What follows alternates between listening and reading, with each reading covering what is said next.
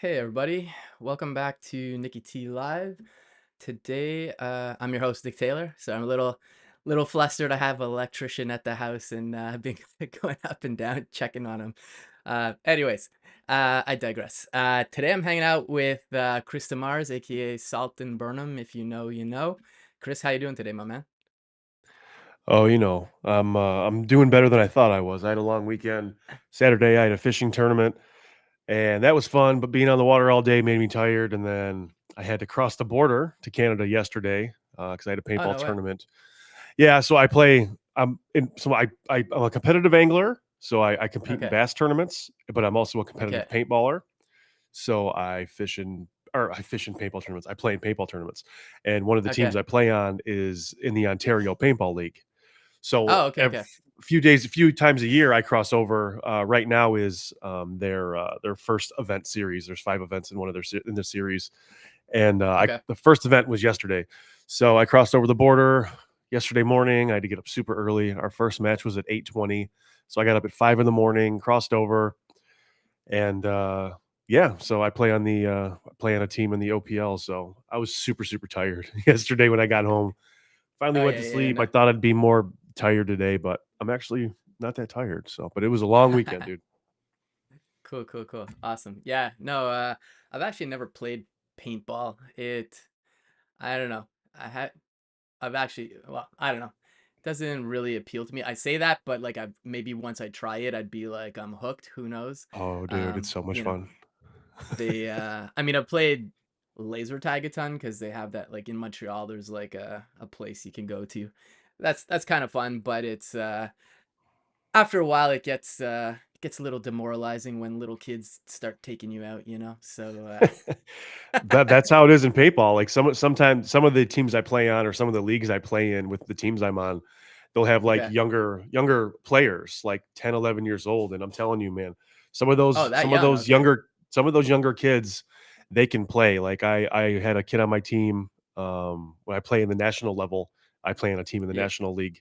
And he's only I think he just turned 12 this year, but he is Okay. amazing. Like he travels all over the country and plays, and he is a That's wild. really good paintballer for as small as he is, but he's got paintball IQ, right? It's just like hockey Okay. IQ. Like you know where the person's going to be, and you know what moves people are going to make, and he's fast and Yeah, he's yeah. short because he's a little kid, so he can hide behind bunkers, and you'll lose him if you don't keep your Yeah. eye on him. So Yeah, yeah, no, I hear you, I hear. Yeah, no, there's definitely a sports IQ for sure. Like it's like not the same thing, but like I played rugby for years and it's like you never you never really want to pass the ball to somebody per se. You want to pass it to them, but like that they run onto it so then they, hit it like at speed and stuff, you know? right, And there's other stuff. Yeah, you just having good vision of like, what's going on. Cause like it can get real easy like in any kind of sport where it's like you're focused on like what's in front of you right now without,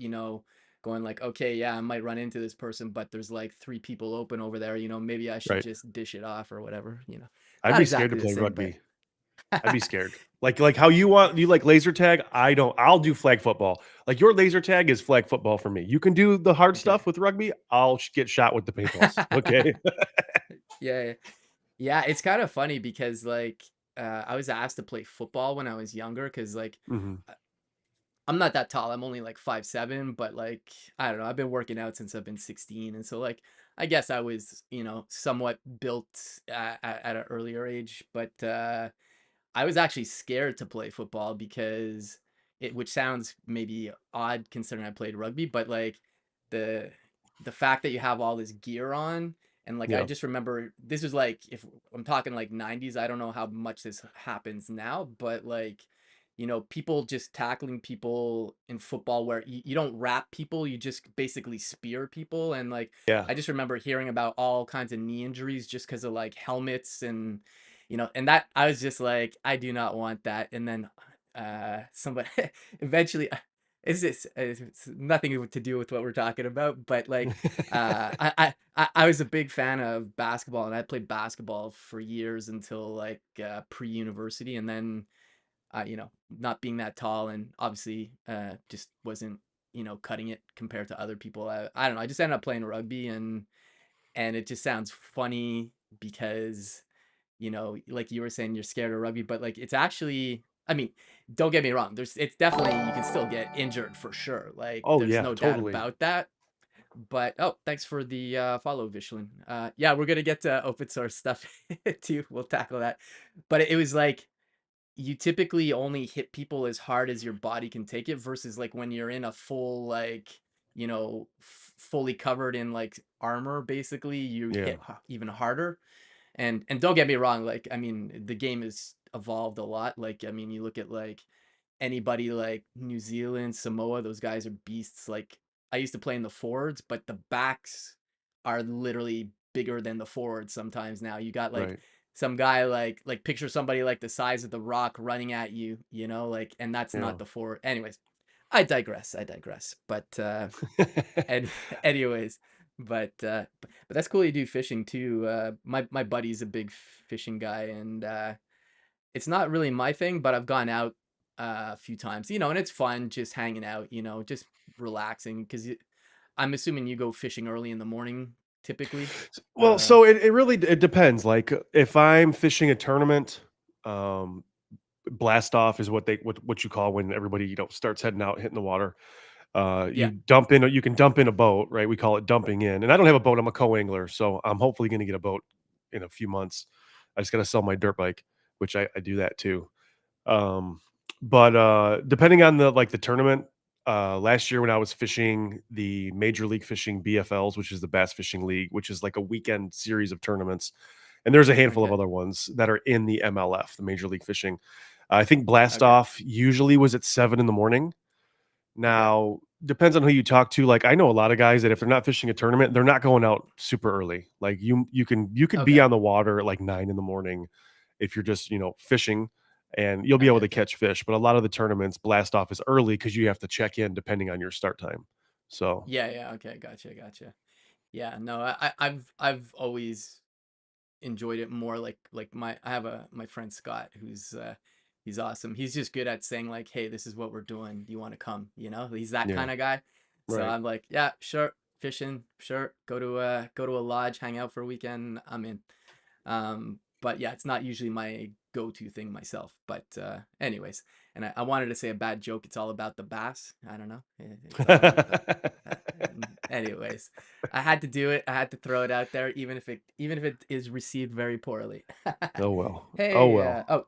just want to say, hey Lawrence, who's over up on LinkedIn, saying hey, Lawrence Hello. Lockhart over at Vadin.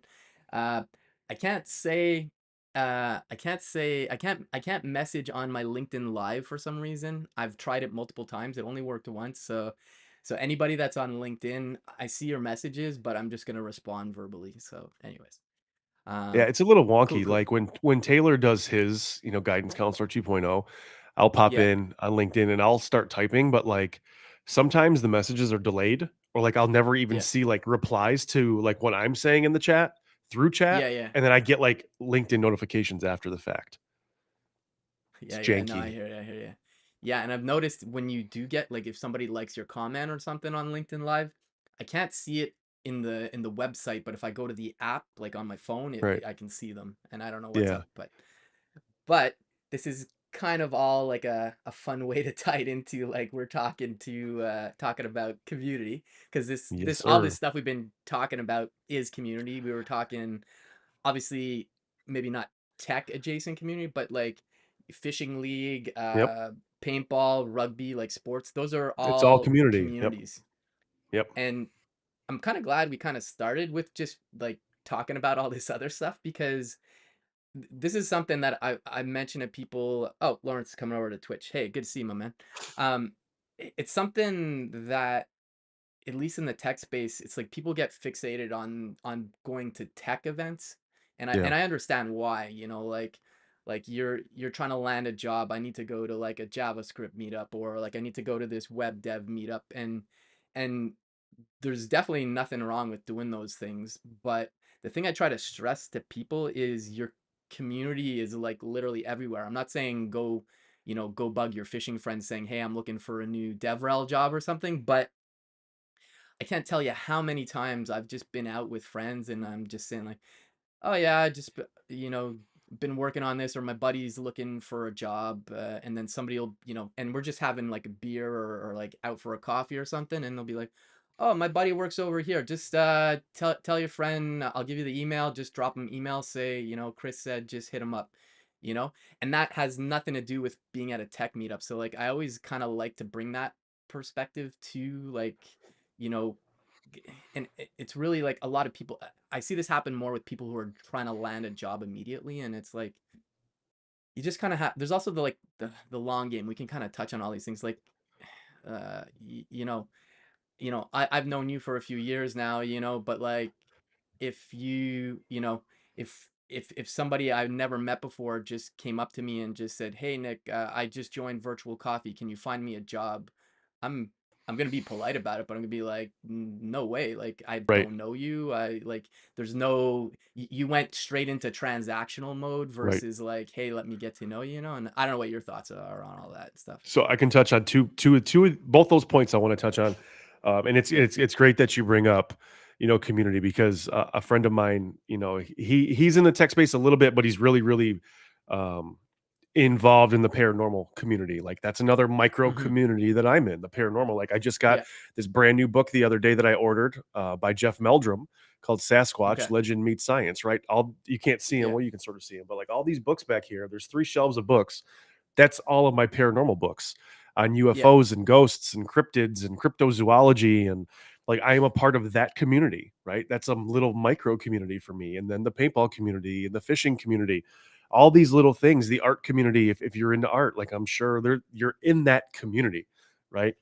And when I went through layoffs last year, there was there's a paintball podcast called Play the Game podcast, and it was started by Marcelo Margot, who plays on Dynasty, and it's Tyler Herman, who plays on Houston Heat. Both are pro players, and they started this podcast called Play the Game. And there's a Patreon and a Discord and Okay. all this cool stuff, right? It's a great paintball community. Well, I went straight into that community. I was already a member of the Play the Game Hmm. podcast and the Patreon, and Yeah. I went right in there when I hit my layoffs. And like, I don't know what everybody does in that Patreon, because everybody's a paintball player, but Yeah. Yeah. you're not making a living on paintball. Paintball's a weekend sport. All these pros Yeah. that are in paintball, they all have regular jobs throughout the week. They might work in real estate, or they might work in the paintball industry, but they're not. Paintball isn't Okay. a 7-day a week sport. You're not Yeah. making Yeah. millions of dollars. You know what I'm saying? Fishing is a different story. You can be a professional angler and you can make millions of dollars over the course of your career. Kevin Oh, Van did Dam is not a know that. perfect example. Oh yeah, Kevin Van Dam is a Michigan angler, pro angler from on the west side, on the west coast of Michigan, and Okay. he just retired last year. And he had a career winnings over 33 years of fishing. He had a career winnings of over $7 million from Holy fishing. moly. Like, you can make big money at fishing. Like, I was just watching yesterday the Bass Pro Tour. Um, One of the anglers, that the angler that won it, you win Hmm. $100,000 for the Bass Pro Tour, Okay. and there's 7 stages for the BPT. So if you win, like, you might win all 7, but if you don't win all 7, that's $100,000 every time. I digress. So I went in the Play the Game podcast, and I was just asking people, like, hey, I'm just in these layoffs, and if anybody knows of anything, Hmm. this is what I do, and hit me up. And then I had people hit me back up like, "Oh, hey, I'm going to connect you with this person. I'll connect you with this person." So that Hmm. was good. Like, it's not a tech community; it's a paintball Yeah. community. Yeah. And then the same thing with my, the paranormal community. Friends of mine, I Yeah. let them know, like, hey, I got these layoffs. And then the same people I was talking to in the paranormal community, they were like, "Oh, I got laid off too, Chris. If you hear of anything, let me know, and if we hear of anything, we'll let you know." And a friend of mine connected me to a couple tech companies and Okay. development firms when I was looking for a gig. That's not a tech. That wasn't a tech community, right? That was part of Yeah. my friends that are in the paranormal community. So Hmm. being available and just being there and being present, and having hobbies and being involved in all of those things. I mean, it's great because, like you were saying, tech is not just your network, right? Your network is all of the Yeah. things around you. And I have so many hobbies. I think I have undiagnosed ADHD because I'm always doing something, always on the move, right? Had that, Yeah. the Yeah. paintball tourney this weekend and the fishing derby. But having a lot of people around to build your community is good. And then to touch on the point, when people just, out of nowhere just hit you up like, hey, can I get a referral to your job, your company? I saw this post. Yeah. No, Yeah. Like, I don't know who you are. Like, for one, for two, Yeah, like, yeah, I mean, you could say you heard of the gig through me because if like I tweet about it or something, but you can't. I mean, don't yeah, use me as a referral. I don't know who you are. So establish that trust first, because trust can go a real long way, especially with community. Establish yeah, that trust first, and then we can have that conversation. yeah, totally. And yeah, Ian's just mentioned in the chat saying, yeah, I agree with Nick. Jumping into DMs or wherever it is, just asking for a referral right away is a straight no. And Same. totally agree with that. And the other thing I'd say too is like there might be people you end up connecting with in your network that nothing ever comes of it, and that's not a bad thing, you know? It's just No. like you know, like we might never work together, but like you know, you seem like a good guy and like you haven't met you in real life yet. I'll be happy to meet you in real life at some point. But like maybe nothing ever happens and that's not a bad thing either. And you know, I think if people can get away from the transactional aspect Yeah. of like because like I get the urgency when somebody's looking for a job because they Totally. really need to find a job, but I've it's been kind there. of yeah, you gotta kind of mix it up a bit. And who knows, even if something doesn't happen through that person, maybe somebody they know eventually will, you know, something will come of that. But I don't know, I kind of always go with the approach of you know, I hate the term networking to begin with, but I just Yeah. call it making friends. But I like that. Making friends.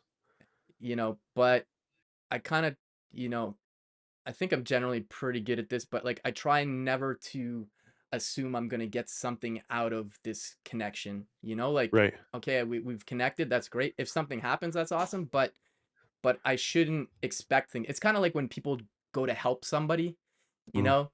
It's like, "Oh, I'm gonna go help somebody, so, like, you know, something should give me something back." Like, that's not how that Yeah. stuff Hey, works, you remember know? that one time I did that one thing for you? Remember? Yeah, Remember? yeah. That's that kind of Yeah. situation. Yeah, yeah. Yeah, no, for sure. And, like, I mean, obviously, I have, like, super close friends and stuff could be like, "Hey, man, can you do me a solid?" You know, like, that's different. Like, Yeah, totally. you know, like, I have friends, you know, like, you can call them up at 2 in the morning, say, "Hey, man, yeah, what's up?" You know? But Yeah. that's not what we're really talking about. Right. Um, but yeah, no, and it's yeah, I think it is hard for people, and especially given like the climate of the industry right now. There's been tons of layoffs still, and what's Ian saying in the chat here? Saying I just tell people that I have to specify how I know you, and I have to say I don't know you at all, so my referral isn't going to help you at all. Good point. Yeah. Yeah, no, totally, and because like, I've even had people I worked with before who were, like, okay, but I Yeah. hadn't worked with them in, like, 15 years or something, and I'm like, "Hey, man, how you doing?" Like, because they somebody asked me for a referral at some point, I said, "Oh, it's good to hear from you, man, but, like, we never really worked completely directly together Right. and I haven't even worked with you in like 15 years, so I don't feel comfortable giving you a referral. You know, happy to, you know, say I worked with you or something kind of like what Ian's saying, but Yeah.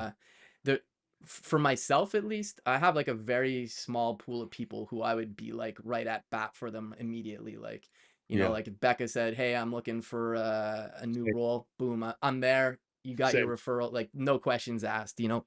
Um, but yeah, what's Vishlin's asking in the chat, or is it better to introduce and showcase their skills through open source contributions than asking for a referral? Is that kid? So yeah, we're kind of touching on like community, but also like more tech specific now. Um, y- I mean, there's different ways to showcase your skills. I don't know what you think, Chris. Like, Yeah, I used to be back in the day, and now, I'm putting my web development hat on. I've been a front end developer for 28 years. So, and I'll always be a front end developer at the core. My heart is in front end development. It always has been. Even when I had, non-tech jobs or whatever. But um, yeah, I used to be in the camp of you have to have a portfolio, you have to have a GitHub profile. If you don't, I'm not going to hire you. Like that was me way back in the day, right? Because that's the way it used to be. hmm, And nowadays, like it's great if you have stuff to show. Having a portfolio is great. Having a GitHub is great. If you can show off some open source contributions that you made, that's great. yeah, But a lot of the times, and you see this come up a lot, is that some stuff is private, like private repos, or you're working for a company that has an NDA. Like there's things you Yeah. just can't show, or you have a life, right? You have a life, and your life isn't all around coding. Like your job should not define your life, right? You are not your job, right? So like if you code on the weekends or at night, sweet, knock yourself out. But me, I can't do that anymore. Like I used to be able to stay up till 2, 3 in the morning writing code and pushing stuff and doing this, that, and the other thing. But I mean, if you were looking at my GitHub today, there's not a whole lot going on. Like even my website, the chrisdemars.net, it's janky as hell. I have to rebuild it. And the one thing about developers is that we're always rebuilding our sites, right? And when we're always rebuilding our site never gets done. You know what I mean? It's like a mechanic. A mechanic doesn't Yeah. ever want to work on their own car, but they'll work on other people's stuff. So I Yeah. mean, showing your work is great. If you that's what you need to do, go for it and do it. But sometimes you just can't for various reasons, and that's okay. You know what I mean? There's other things that a person can bring to the table. Yeah, no, it's valid that sometimes stuff's private or yeah, it's up to you. Uh I think I mean I work in open source, so I do think just to kind of answer Vishwan's question as well. I think it's a good way to showcase stuff, especially if you don't have work experience prior, because it's public stuff. So I think that's where it can be helpful. Um, but like I know other people have said like create some apps and stuff to kind of showcase what you've been doing, but like I think you need to kind of stand out a bit if you're doing that kind of stuff. So like don't make the 10 millionth to do app, or if you do, there's got to be something in there that's different. And because like I don't know, the the harsh reality is it's like it can be tough out there right now, in general, like whether you're starting off or you're senior. Like I've seen people from all levels being let go Yeah, over the past like year and a half. So um and it's like I know what you're saying, like you got stuff to do on the weekend and stuff. I totally get that, but I also it's kind of like counterpoint a bit. I don't think it's spicy really, but I think given the way the market is, a lot of stuff has changed. Like for example, like when I got my first job, one, I lucked out getting my first job. It took me like a year to find my first job, and then getting back to community. One of the guys I played rugby with, we were after practice one night. He trusted me on the field. He just said, "Hey, you want to come work with me?" Because he knew I was looking for work. So that's one thing. But you know, back in the day, like landing a first job that, you didn't have to market yourself, you didn't have to be blogging all the time and stuff. And I know yeah, not everybody does this, I understand your point, but I also feel like the bar has been risen that like, and I'm not saying it's good, but like everybody has kind of become their own marketing manager slash blogger slash content creator, and you're doing your work or looking for a job. And again, it's not I'm not saying that that's a good thing, but it's like I feel like if you're putting yourself out there now, the bar has gotten a lot yeah, higher for good or bad, which so just kind of wanted to mention that too. But I totally get what you're saying though. Like, you got other things to do, and people do have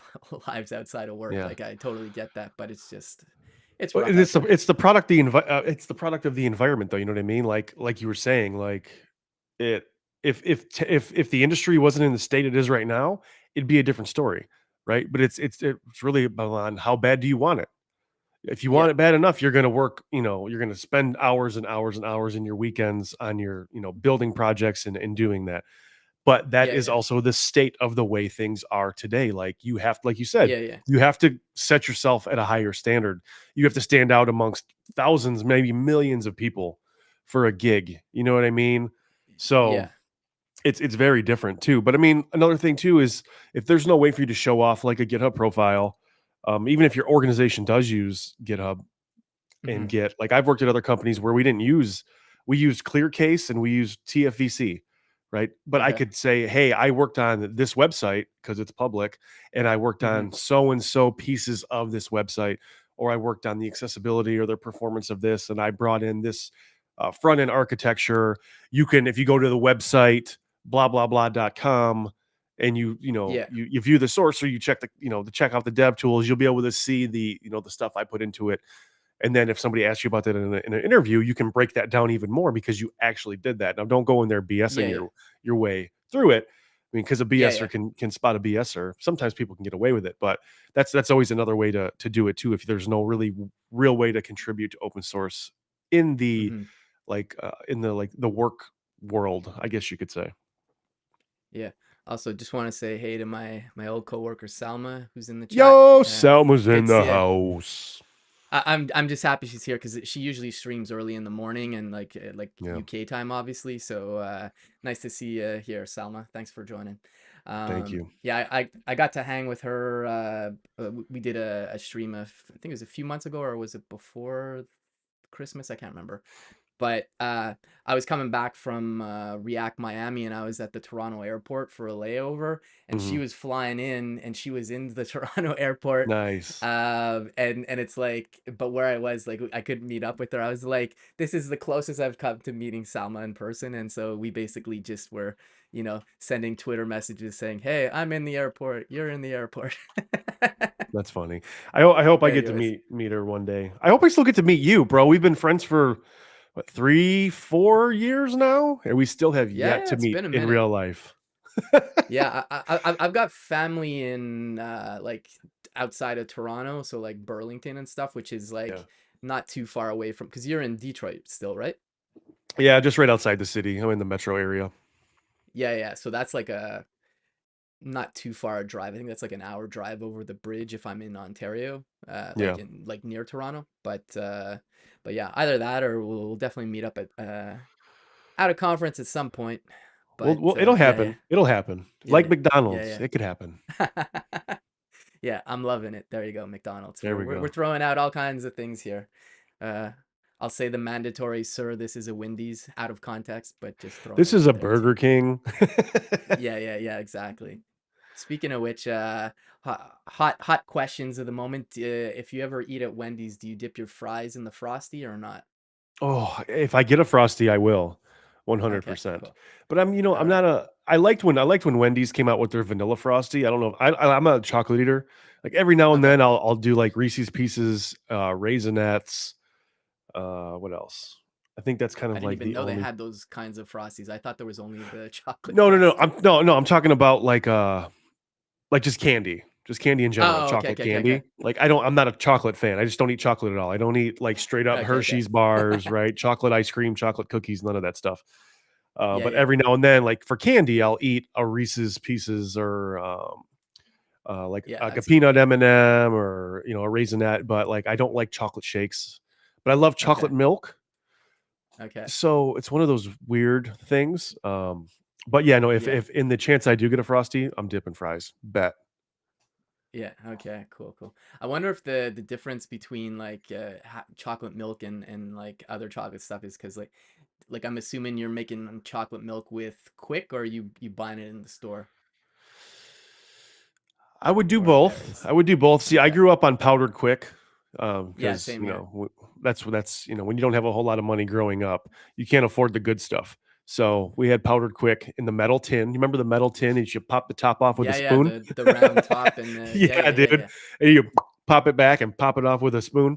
So that's what I yeah had as yeah. a kid, and that's what I grew up on. But I mean that Hershey syrup, or I'll buy a jug of, if in the odd chance I do it, I'll Yeah. buy chocolate milk or like a little one. Like I might be thirsty in the grocery store walking around, and I'll grab one out of the thing, crack it and Okay. drink it, and then pay for it. Nice, nice. We're here with all the all the chocolate hot takes here, folks. Not to be confused with Chocolate, hot hot chocolate. chocolate. The hot, Yeah, yeah. comma, chocolate takes. Yeah, yeah, yeah. Cool, cool, cool. Yeah, so like I guess like we've been going on all kinds of tangents here, which is great because this is one of the things I love about streaming. But I guess if we try to wrap it back to community, like I don't know if there's other things like I know we're not talking about work specific stuff today, but like in terms of community, is there how do you like to approach it in general? Like we can talk about tools for it as well as just like, the human Yeah. aspect of it. You know, so I'm an extrovert. I love people. I love the community. Like I have a whole slide in every one of my conference talks that I give dedicated Yeah. to developer community, and if you follow me on Twitter, you see a lot of times, anytime I'm talking about community or web development or developer relations, I'm always ending it with a hashtag developer community. And I got that idea from my buddy David Pine. If you don't know who David Pine is, definitely follow David.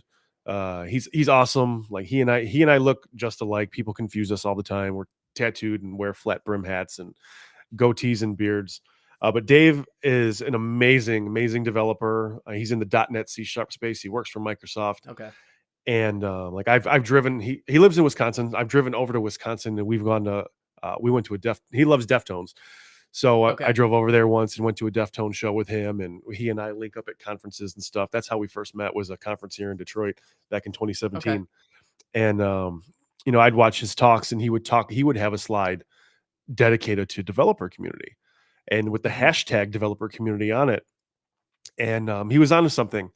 And I didn't know not a lot of people did that at all. Really, I was only Dave. So I started doing it because Dave is really about the community, and he's super brilliant, super smart, awesome family person. And he's the one that kind of kicked me into the to really seeing community at Okay. the level that he was on. And I that's kind of where I kind of look at it. You know what I mean? Like I'm at that. I need to Okay. be right there with someone, right? That's the whole part of community and developer relations is being where the people are. And I'm a Mhm. big proponent of being a developer before you're a developer advocate. Some people, that's always been a debate, but I've been through the pain points, and I've had to empathize with people because I've been in those situations a lot of Yeah. times. And Yeah. it's about relationships and being with people in person. And Mhm. that's really where I see it, because then you could see the emotion, you can see the passion in someone's face or their eyes, and you can see the struggle. You can see all of those various things that make up that person when you're with them in the community. And Mhm. you can build lifelong relationships that way, and I've done that. And I owe a lot of that to conferences, and I owe a lot of that to Twitter, believe it or not. I wouldn't be where I'm at without Yeah. community and Twitter. So I mean, you and I wouldn't know each other. I wouldn't know Selma. I wouldn't know most of the people in this chat if it wasn't Yeah, yeah. for community. So I mean, it's when you can come together and you can bond over passions, not just tech, Mhm. right? You have those micro communities. It's a special thing, and we only get to see these friends every now and then. You know what I mean? Like I have a close group of Yeah. friends in the community. I only see them 3, maybe 4 times a year, right? Opposed Yeah. to like a best friend of mine, I might see him once a week, right? Or a girlfriend I see every day. Like it's Yeah, yeah. different, and it feels so much better when you get to see that person after 3 months, and you can catch up. Like, yeah, you can catch up and text and talk on the phone, whatever, but being able to Mhm. hug that person. I'm a big hugger. Like I love to hug. And if you're cool with hugging, I'll give you a huge hug. You can ask James Quick and Becca. You can ask Becca and Yeah. Jesse. Um, but yeah, I mean, like being there is huge for me, and that's kind of where I see it. Okay. Yeah, I was just gonna chime in with some comments from Lawrence on what you were touching before. He's saying yes to being a dev first before developer advocacy. I tend to agree with that as well, and I'm in a weird spot. Not a weird spot. That's not the right way to say it, but I've been like full-time engineering ever since I've been in the tech space. But I do a lot of things like streaming here and stuff, and a lot of people think I'm a developer advocate, which I think it's kind of baked into my role. I've just kind of made it part of my role, even though it's not necessarily part of the role. Yeah, But I definitely agree that like how can you advocate for something if you've never been a dev kind of, yeah, and like, yeah. um, so there's that. And also, Lawrence was also saying, the one without the That's title. Yeah, true. thanks, Lawrence. That's true. You're unofficial. I think we all have done that, right? I've been when all the years I was a front end developer, every conference talk I gave, I was talking about a tool or a technology. I'm advocating for it, right? Yeah. I don't have the title, but I'm meeting the community where they're at, and showing Mhm. something that I've done, and they have might have that same problem, right? Like Yeah. for DQ, for example, for Axe, like I was an unofficial ambassador for Axe and DQ. I didn't work Okay. for them, but I talk so much about accessibility and talk so much about Axe and how to use Axe in the browser that, Yeah. and DQ's office is only about an hour west of me in Ann Arbor. Okay. They're one of their offices. So like, and when I started the Ann Arbor accessibility group, I started it with two people that worked at DQ. And we would have our Okay. meetups in DQ's office, and we'd make stickers and have all this cool stuff. And I'd get cool swag from DQ and talk about things. So I think you're a developer advocate. I'm going to agree with Lawrence as well. Without the title, you're doing the gig, and that's commendable. Yeah, well, we're also like a small startup. I mean, I was kind of doing this at Netlify too, and even Dev 2. It all started at Exactly. Dev Yeah. 2, really.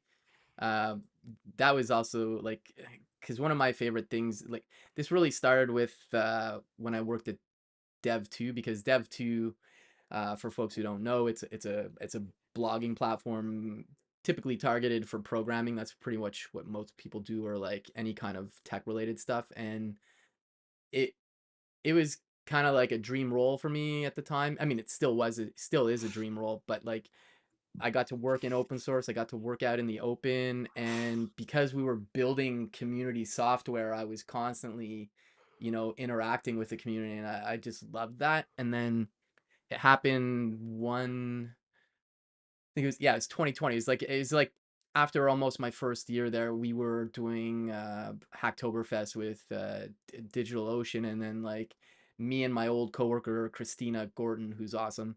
Um, Shout I out had to kind of done a Christina. yeah, yeah. I'd done a couple streams on my own with the community. Like I was, it was, pandemic, and I was like, I saw people that I looked up to, like Salma or Jason Langsdorf, who were streaming all the time. I was like, oh, you know what? I'm just gonna try this. Same. And then eventually we did it for Hacktoberfest, and then once that was done, like getting back to what I was saying, like I'm full-time engineering, like I was leading front end over there, but I just said like, hey, can we still stream? And they said, yeah, no problem, just don't put a lot of time into it. Like I had like very minimal setup and stuff, but that's kind of where that bug started, Yeah. and it's been fun, and it's like, for me, it's like doing live streams, or interacting with the community is like typically my favorite part of the week, just Yeah. because I get to just hang and chat with people who I might not end up chatting with normally, and so it's just, I don't know, it's been fun, and I'm gonna keep doing it if I can. And Yeah. um I think this is the second stream that you and I have done, but I think in the early days, I think I did a stream with you and Christina in the early days, didn't I? I think I I did. think so. I think he did one at Dev too. It was like, it's funny because I wrote a blog post today that I dropped about like my tools for streaming, because like back in the day, like you're on here as a guest right now. I have a better setup now, but back in the day, it's like I didn't know what I was doing. I couldn't figure out how like somebody like Jason Langsdorf was bringing guests on, so I literally used to bring in like the whole Discord screen, and but the thing is, it worked, and Yeah. okay, maybe a shitty setup, but like, Right. it was still bringing value. So, anyways, 100%, dude. 100%. You've grown up. I love to see it. I love to see the yeah, yeah, transformation, brother. yeah. But yeah, yeah, and I get what you're saying about like I definitely I only started going to conferences last year. Like I was lucky enough to Netlify sent me to Remix Conf because I had worked on some remix stuff for Netlify, and then we had an education stipend there, so I was able to go to Render ATL. So like those were like two big conferences. I went from zero to that, which was like just like, but getting to your point about how like you definitely like being around people. So do I. I'm extroverted too, and I'm that person that can just walk up to a random person and say, "Hey, what's up?" Same. Yep. But given the climate of like well, I guess just like tech, with all the layoffs and stuff, and like people have been cutting back on DevRel. A lot of DevRel has been, let go and stuff. And not to bring a downer to here, but I just kind of want to shift it to that in the context of like, I definitely think it's great to go conferences, but like I think like the landscape's changed a bit because of all that. And like the pandemic also was not great for many reasons, Yeah. but like a lot of things went went virtual, and I know virtual is not as good as like being in person, but I gotta say like I don't know how long you've been on Twitter. I've been on Twitter for a while, but like I never used to actually really interact with anybody on Twitter. Like I never knew what to write on Twitter, and like I would just be hanging out with people like in real life. No shade of chatting with people on Twitter. That's not what I mean, but it's just like once the pandemic kind of hit, I kind of like, and this kind of ties into how I met Becca, but like she started virtual coffee, and then like started going to that, and yes, it was not in person, but it did create a community, and it's like it's wild that like it took me almost 4.5 years to actually meet Becca. Like we met very recently at React, Yep. sorry, at in Miami because we had our offsite there. So like it was just kind of wild that it took that long, but like it was great to finally meet her in person. But like there's this, like DevRel's changed a lot, um, good or bad. I don't know if you have thoughts on. I know you have thoughts on stuff, um, about this. I have some thoughts on it too because things have changed. But I'm just curious to hear your thoughts, and maybe even Oh. Lawrence is in the chat there, or any of the other DevRels in the chat. I have spicy takes. I have so many spicy takes, and some people don't agree with them. Some people do agree with them. DevRel definitely has changed. Is it for the good? I don't know. Is developer relations, the state of developer relations hurting things? I honestly, I don't know because, when I was coming up in it, before I had like an official title, I was speaking at Yeah, 30 events all around the world, from Bulgaria to Romania, all over the States and various places in Canada. I was doing the thing yeah, without the title, right? Anymore, I'm barely on the road. Why is that? Because companies don't have budget. Companies don't have a face in the community. Companies are not investing in developer relations, so you don't have developer advocates to be out there just talking about cool stuff, right? I am very much of the camp that a developer advocate should not be at conferences talking about their product and shilling their product on stage, unless it's like a paid like a pay to play type of thing, or like a big product or showcase event like reInvent or KubeCon or one of those. That's a different story. And a lot of times, hmm, developers that are in the audience, they're gonna see that and they're gonna walk out, or you're gonna get negative feedback because it's gonna sound like a product talk, and we're not there to talk about producty things. Yes, you can weave it in, but developers want to hear about cool stuff and issues and problems and solutions. And if you use that product to figure that out, great. Talk about that a little yeah, bit, but talk about other things too. Um, but I think that's a big thing, and I think that a lot of that was because of COVID too. A lot of companies overhired, and then got rid of that to um, save budget, and stakeholders started to see these things, and they realized, oh, hey, this developer relations thing was cool, but we don't really need developer relations. We need to invest money elsewhere, and then they got rid of people. hmm, And then they realized 6 months later they made a mistake, and then company A is hiring back their DevRel team. We need to do it again too. And then 6 months later, we don't really need developer relations anymore, and that's kind of been like the issue, at least from what okay, I've seen. okay, So I think it hurt a little bit, and conferences are still struggling to come back. A lot of them are, hmm, and at that sucks to see because I used to go to conferences where there'd be 800 to 1,000 people, and now they yeah, maybe get 500. It's a bummer, but yeah, companies, and just not just developer relations teams, like all companies, budget's been cut, or there's no money to pay for funding for travel, and hmm, it sucks. I hope things are going to rebuild. It looks like it's coming back. I'm a part of a great company that does really care about community and okay, the developer relations. Like there's a very, very invested heartfelt piece for community, and I love being where I'm at. um hmm, but I did hear, like, in Europe, like, community is back 110%. Conferences are back 110% in Europe. I don't know why the states, and I don't know if this is in Canada as well, but it seems like in the states we're struggling to get back up on the horse here, and I don't know okay, why that is, but part of me feels, it's just the investment in people and the investment in developer relations and people out there trying to talk about cool stuff and build a community. Yeah, yeah. We almost lost our community during COVID, and I talk about that in my talks. We almost lost it, in my opinion. Doing virtual conferences is not fun. It's just not. Mhm. And you couldn't connect with anybody one on one. So I think we almost lost our community. And then when conferences started to come back, it kind of started to build back up again. But we're just not there yet. So Okay. hopefully we'll get there. Yeah, I'm just gonna drop it in the chat, but this is it. It's not work related in the sense that it's open source. It's the open source YouTube channel, but it's just because I'm not trying to show the product. That's what I'm trying to say. It's a interview with Jason Langsdorf talking about DevRel, and I really enjoyed it, and I encourage people to check it out. I don't know if you've seen it at all I've yet at been this meaning point. to, but it scares me because Jason is very smart, right?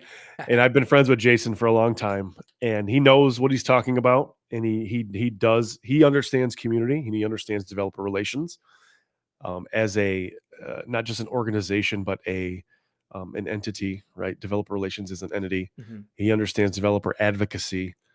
Developer relations is like a movement, right? And developer Hmm. advocacy is what you're doing. You're advocating.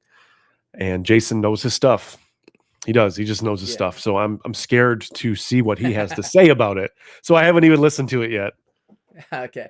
Well, I won't give it all away, but like I think one of the important things, and my coworker Becca talks about this all the time too, is having good storytelling as part of that, role. Because like, and I think, again, I won't give away everything in there, but like I think another problem that's been mentioned, not just by him, but a lot of people, is just like a lot of companies don't know what the DevRel should be doing. Like Yep. you hire, like, I don't know, hey, this person has 200,000 followers on Twitter.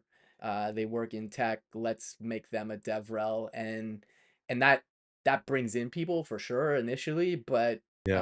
um, but like at some point it's like, okay, yeah, you got 200,000 followers, but you keep saying the same thing over, maybe, or like Right. there's only so far that can go. Like it's not to say that somebody with that amount of followers might not be a good DevRel, because like somebody like Cassidy Williams, who's awesome, has been amazing at her role. And Yep. I mean, I don't think she's directly doing DevRel. I think she's always doing DevRel in some capacity, Yeah. but like she has a huge following, and like, and I think she's like a great example of it. A lot, honestly, a lot of the people I worked with at Netlify, like Salma as well, like those, I consider them like top tier DevRel people, Yeah. even though like that kind of fizzled out. But Yeah. Well, and then that's the thing I love about working at Do. Do is a company I've wanted to work for a long time. Believe it or not, it was always on my list of companies, just okay, because what they do in the community. And you got Hacktoberfest, and Do gets it. Do understands developer relations. I have great people on my team. Our number, our top value is our community is bigger than us. Like okay, I'm not lying when I say Do does care a lot about community, and I love that, right? Because I am such a community focused person that being a part of an organization that truly cares and understands community and developer relations means the world to me. So like I'm very very stoked to be working for them. okay. Yeah, yeah, no, no, no, that's, yeah, and you've been there since, is it last fall? I can't remember when you started there. No, February. But it's So I'll be there. Let's see, oh, March, still April, pretty May. fresh. Okay, Yep, it'll be 3 months. In 6 days. It will be 3 months. So yeah, still okay, fresh, still ramping up. There's a lot of stuff over okay. there. So, but yeah, it's working out. It's working out really well, and I'm stoked Cool, to be cool. on the team, and I'm stoked to see what happens here in 2024. Nice. And again, I know we weren't specifically talking about like Yeah, your current work and stuff, but like I'm curious what kind of stuff, if you can mention it, like what are some yeah. of the stuff you're doing over at Dio in terms of advocating for devs? Yeah, right now it's a lot of community. So working on working with a teammate, we're revamping a couple different things. You can catch me in the Discord, trying to build up our Discord following a little bit. Okay. working with uh, other teams cross collaboratively on their initiatives for the community and how to engage, other community members to help Mhm. shape roadmaps and shape products and stuff like that, and kind of just get the word out of all the cool stuff that we're doing, and product launches that'll be coming, and uh, different things like that. It's really just all focused on community at this point and building that Okay. up. No, that's awesome. That's awesome. I know we've touched community. Uh, sorry, I'm laughing at. I was just checking the LinkedIn live comments, and I'm not sure what Lawrence was responding to, but he wrote, "Oof, can't spell what's." Oh, he was typing what's, and he didn't. Never mind. Okay, I understood what he. Uh, Sorry. that's funny. That's the funny thing about streaming to multiple platforms. You got to check on them. So Yeah. also, if you see me staring away, it's not because I've been watching cat videos on YouTube. It's just I have on the left here just all the chat going on. So it's like all aggregated together. But some of them, like on Twitter, I can't actually respond in restream, but I can see the comments. So I have to go to Twitter directly and post stuff there. But I mean, not that big a deal. But anyways. Um, but yeah, I was gonna say, yeah, like I think we've covered like the big topics here. I like that we started off with just well, not necessarily random conversation, but like just talking about places where community is that people might not realize in the tech space, but like just to just to mention that again for folks, because I know some folks joined late in the stream, but one of the things we were talking about at the beginning was your community is everywhere. Like, you don't have to be, just want to reiterate, you don't have to be so fixated on going to meetups or always tech events. I mean, those are great and it's still a good place to meet people. But there's also, people elsewhere that you might not expect. And like your community is literally anybody, is kind of what I'd say. Yep. Yeah, no, 100%. Yeah, like for anybody that joined late, I'm really big in the paranormal community, the paintball community, because I'm a paintball player. I'm a competitive bass angler, but also fish recreationally, just for fun, for bass. Hmm. And I have those communities as well. So being able just to have people around you that you share a common interest with is a community. You could be, book clubs, right? Like anything, it doesn't matter what it is, Yeah, as long totally. as it's a shared interest, that's a community. You need a community, to do the thing, and the thing is Yeah. whatever it is that you love. So Yeah, awesome. No, that's awesome. I think that's like unless there's some other stuff you want to touch on, Chris. I think that's like a nice way to just kind of wrap it up there. I think you said that really well. I'm good, brother. I've had a great time. I always try to holler at you when I can, pop into your stream. So hopefully we meet IRL this year. Yeah, yeah, no, same, and yeah, appreciate you taking the time out of your day to come hang, and just wanted to thank everybody in the chat for hanging and the great conversation, and I'm pretty stoked that my that Salma was able to pop by because I don't usually For see her on sure. my streams because it's usually Yeah, later in the day for her. So thanks for popping in there, Salma. Um, I'm just gonna go ahead and just drop the stream schedule for folks interested. Next week, we're kind of going back, not back in time, but like career wise, like I stopped doing .NET in 2016, and I'm gonna be hanging out with Brandon Minnick, who's a dev advocate over at AWS, specializing in .NET, and we're just gonna dig into some .NET stuff. It's been like a few years. Like the last time I did .NET, it wasn't open source. All kinds of stuff has changed, so I'm excited to kind of get thrown into the unknown there a bit.